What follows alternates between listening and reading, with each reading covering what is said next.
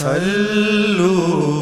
علیہ وآلہ۔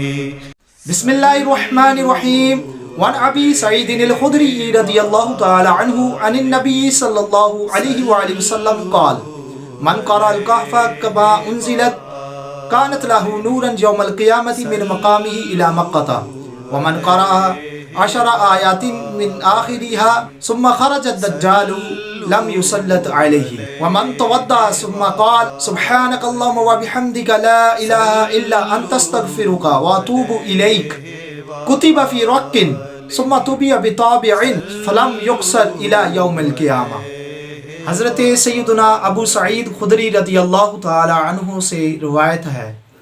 آپ صلی اللہ علیہ وآلہ وسلم نے ارشاد فرمایا، جس نے سورۃ الکہف اس طرح پڑھی جس طرح نازل ہوئی تو قیامت کے دن اس کے پڑھنے کے مقام سے لے کر مکہ تک نور ہو جائے گی، اور جس نے اس کی آخری 10 آیات پڑھی پھر دجال بھی نکل آیا تو اس پر غالب نہ آ سکے گا، اور جس نے وضو کیا اور یہ پڑھا سبحانک اللہم وبحمدک لا الہ الا انت استغفرک واتوب الیک، تو اس کا نام ایک کاغذ پر لکھ کر ایک انگوٹھی میں بند کر دیا جائے گا جو قیامت تک نہیں ٹوٹے گی۔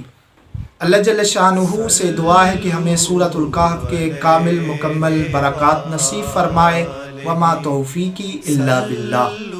صلوا علیہ وآلہ۔